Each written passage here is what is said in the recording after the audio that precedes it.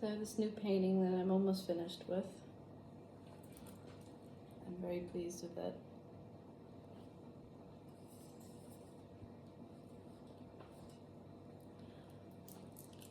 And I wanted to share some things that we've been experiencing lately. Oh. Visit.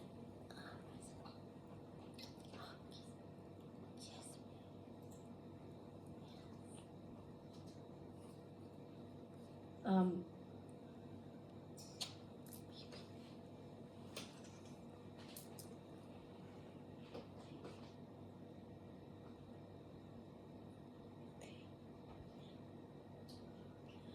so we had to do the most incredible performance on Sunday at our friend Zubin and Shahastra's house. It was incredible. It was beautiful. It was so moving and so powerful. And basically, we've known Zubi and Shashi for about a year. We met them about a year ago, around this time last year, when we first got to Bali, first got to Ubud, after we'd been traveling for a year and a half.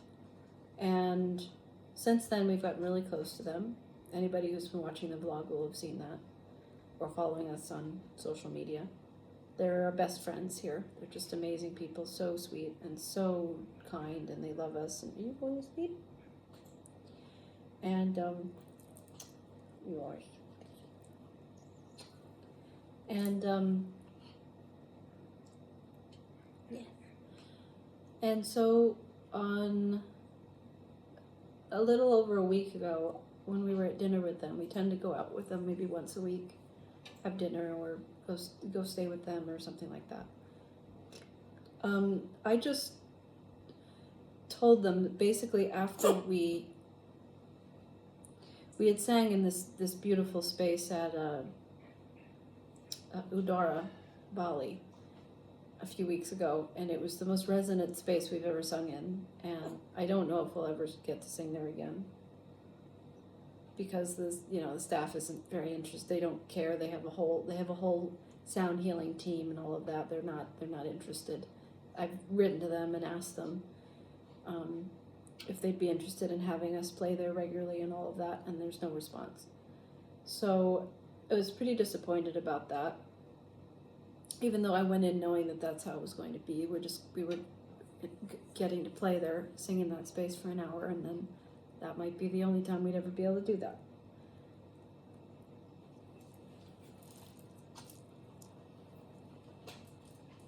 So after that, we had dinner with Zubi and Shashi, and I just told them what I really want to do, the thing that I really want to do more than anything in the world, is I want to sing into people's eyes, right?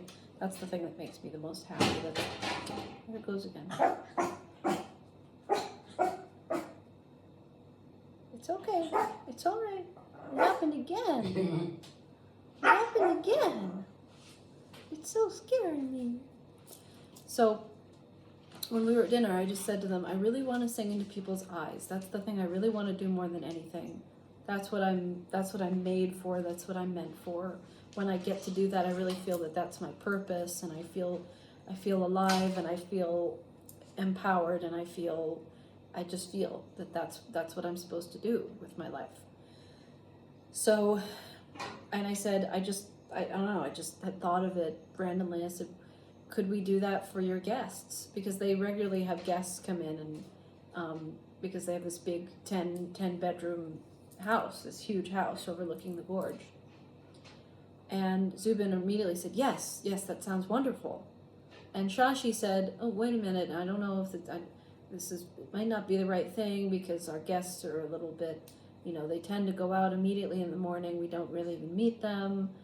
They're not necessarily, she's more practical than Zubin is, which is really cute. That's the way we are.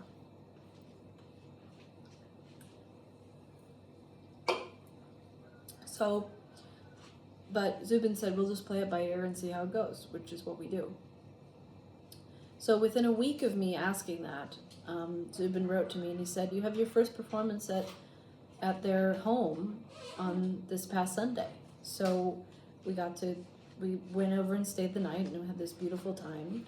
And then we got to sing for 4 friends of theirs, 2 of whom were staying over at the villa, and 2 came over from wherever they had come from.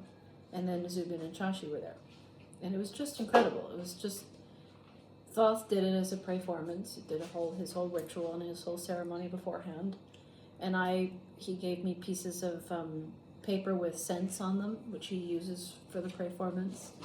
And I gave them and put them up to people's noses to smell, which was beautiful beforehand. And then he started, and then I joined him. And I'm in a lot of pain right now, actually, because my thighs are very sore because I did a lot of deep bends and all that, which is stuff I don't regularly do. So I'm needing to change my workout and try doing things a little bit differently with how I exercise, doing more stretching and stuff like that, because it's a big challenge in my life to continue to work out and keep my body healthy for something that I don't get to do very much anymore. Because basically we get to do an actual performance every 6 months or something. And we used to do it every day. So, I don't really know, I've never figured out how to actually keep myself in shape for doing something that I don't even know what I'm going to be doing when I do it, But when I perform, I'm so energetic and so expressive, and I never know I'm going to be that way. So, but I did learn I realized the importance of stretching and preparing my body I should have been stretching before we started.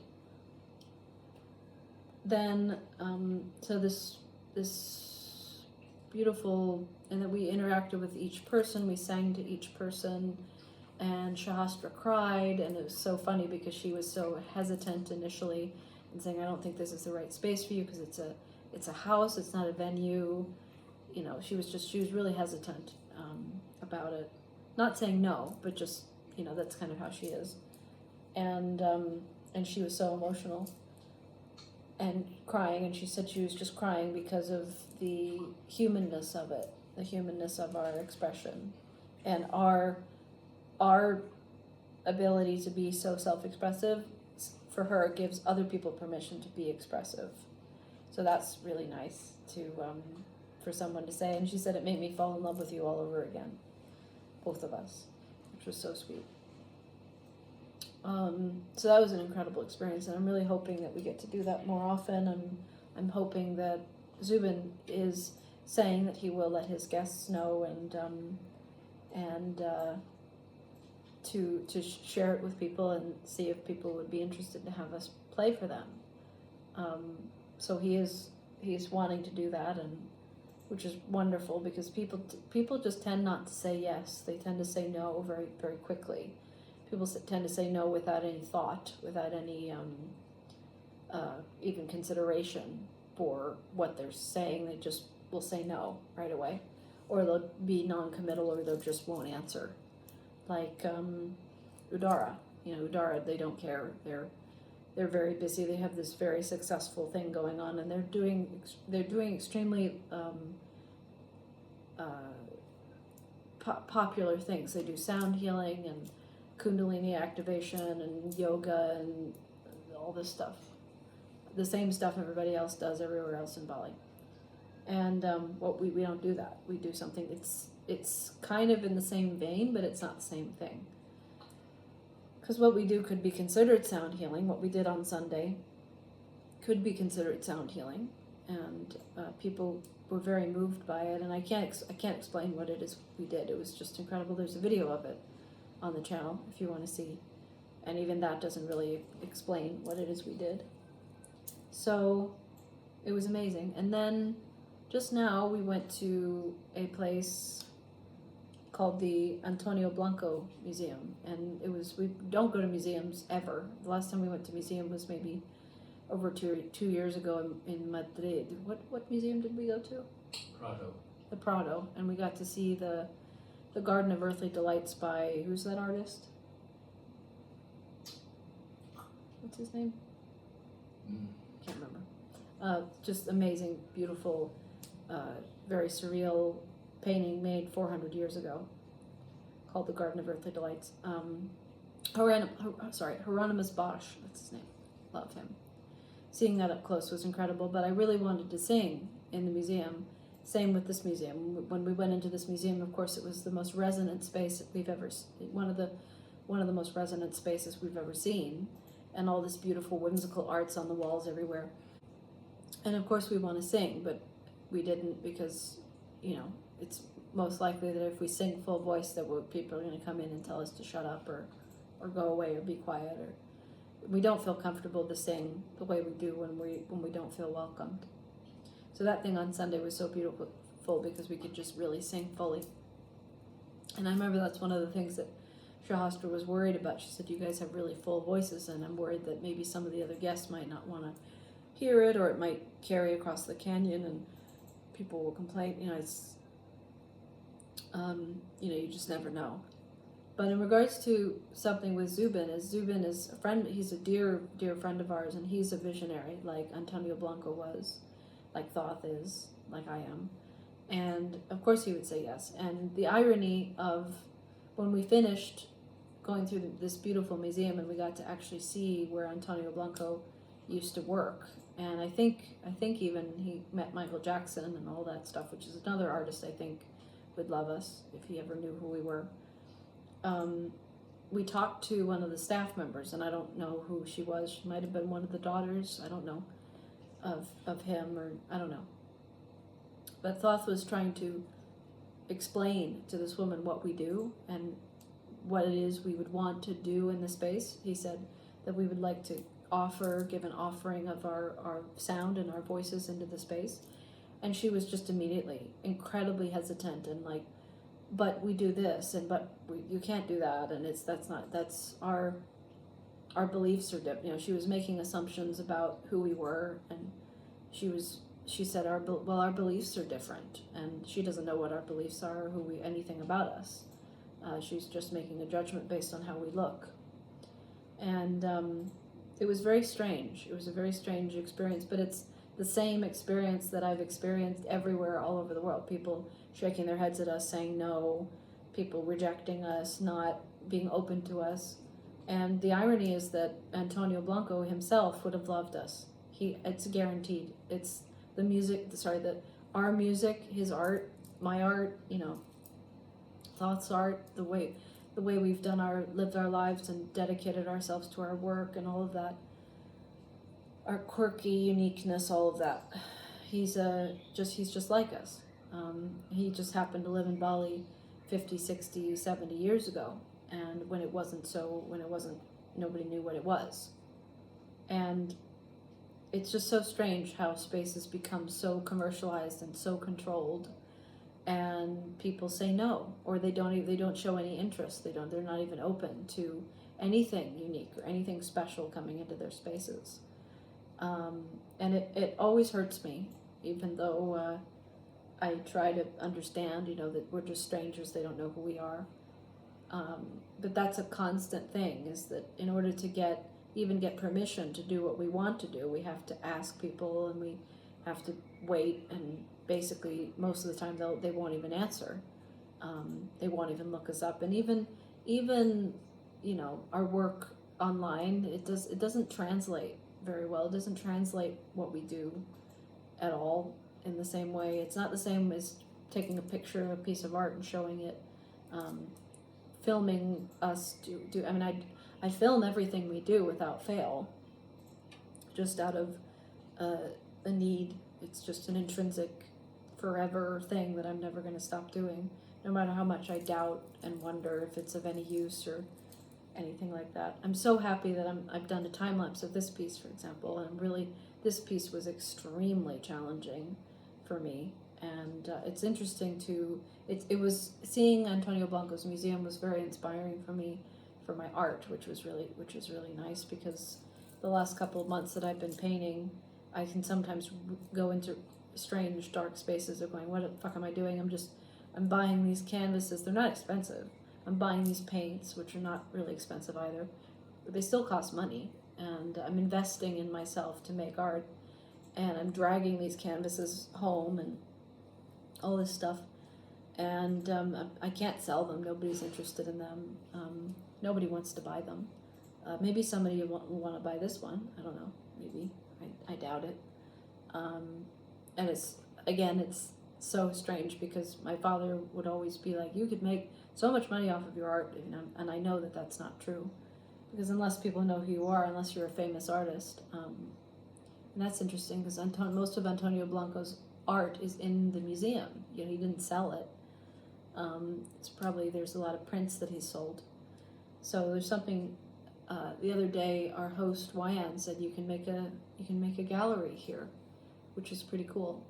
I'm starting to create my own gallery, and it is interesting that I started painting on canvas when we got to Bali, and it's just strange to think of how there are so many artists throughout history, even recent history, that I think would absolutely love us. I think someone like Robin Williams would adore us. When Thoth was on the red carpet, it would have been so amazing if Robin Williams had been there, because he would have played with him, he would have danced with him, he would have responded to him, he would have had a reaction to him. Whereas most of the people who were there just were scared and didn't know what to think. And I think Michael Jackson would have loved us if he actually was able to. If we were able to reach him, I think he would have been. I think Salvador Dali would have been a fan. I think Salvador Dali would have adored us. Who else?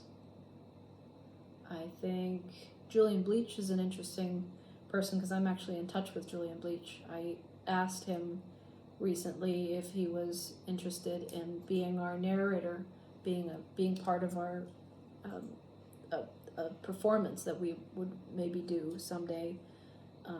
If he was interested, he's the most amazing, really weird, strange English character actor I've seen. Besides James Swanton, who I loved when I was, it's amazing. James is like a younger version of Julian Bleach. But if Julian Bleach actually got to see us do what we do and was there for a live performance, he would love it. Absolutely. It's that thing of people giving us a chance, and most of the time people don't. Most of the time, and it was such a weird experience to hear Thoth trying to explain what we do to this woman who couldn't care less. She was just so not interested and so resistant and so hesitant and so just like no, can't do this here, without even giving us a chance, without even bothering to ask us anything, or it was just making assumptions about who we are and what we do. And it's that thing of the thing we did on Sunday with Zubi and Shashi. It's just, there's no way that I can explain what it is we do, especially these days when we do it really intimately with people, where we sing into their eyes. There's no way I can explain it to people, what's going to happen and how powerful it is. And it sounds, when I was listening to Thoth trying to explain what we do to this woman, it was like listening to somebody like an alien try to explain their language to a human, or someone trying to explain what air looks like, or what it's an ephemeral thing that is totally you have to be there. You have to be there. You have to experience it. And with us, you have to give us a chance. You have to give us a space and time and safety and security in order to do it, and feel safe to do it. And then it's the most transcendent thing for us to do, and it's really a powerful experience for other people to experience. It's just people giving us a chance, and that is a frustration with very unique artists such as us, is people actually giving us a chance and giving us the opportunity to share what we do, because there's no way to describe it. There's no way to, like, me trying to describe my art is impossible. I can't say, oh well, I'm a surreal, experimental, colorful, abstract, trippy artist. There's it's just none of those words alone or together really describe what I do. And my art is just as original as someone like Antonio Blanco or Salvador Dali. Maybe it's interesting because I am just starting out with my process of painting on canvas. And there's part of me that wishes I'd been doing that for the last 15 years because I'd have so many more paintings. But the only way that I could, I know now that the only way I could have ever started painting this way is by being settled down. And I'm so happy that we're settled, because being settled is just a beautiful experience. I get to have my beautiful, sweet Mimi. Bunny is really happy. He's like doing really well with his walkabouts in the morning, and then I have my canvases to paint all day, every day, and it's so stimulating. And seeing a space like that gives me hope that maybe someday we'll have some kind of a space, or maybe some kind of recognition or respect for what we do in some way. It's also pretty amazing to read about how back 50, 60 years ago, when Antonio Blanco was first, a long time ago when he first moved here, that the king of Bali actually gave him that land that the museum and his home and his studio is on, which is just incredible. But that was back when that happened. I think the king gave all the land in Bali to different families, and it's all been spread out, which is amazing. But that would be an incredible way for us to be able to really be here, because right now, as a foreigner, you can only lease land for a certain period of time.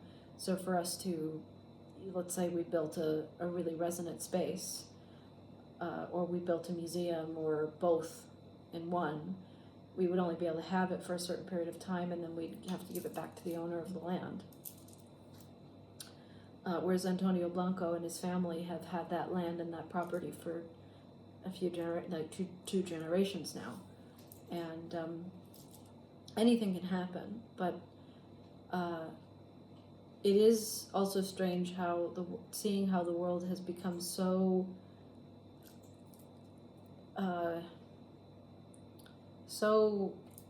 commercialized and so controlled, and everything is so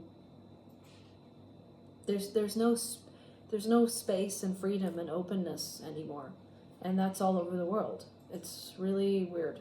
I mean, back 50, 60, 70 years ago when Antonio Blanco was first in Bali, Ubud was nothing. It was just a bunch of rice fields, and people were interested in his work, and he became very famous for making this beautiful art that he made. Whereas now, for example, I'm making all this beautiful art and nobody even knows that I make it. It's not anything that anyone is interested in, and I don't know, maybe if I make more of it, that people will be more interested. Maybe if I have 50 paintings sitting in the house, that people will go, oh, she makes art, that's cool. But I can't expect that. It's just, I have to just keep making art and keep doing the best I can.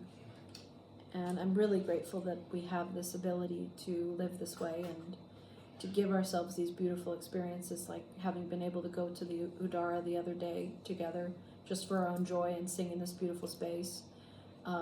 That we got to go over to Zubi's house the other day and just sing for these people just for our own joy. And then we got to go to this museum this morning after we went to the Champuan Spa and had this beautiful hot and cold pools all morning, which was so beautiful. And yesterday we had a beautiful massage, which really helped my soreness. I do believe that by not needing anything to happen, that everything will happen, and that is happening for us.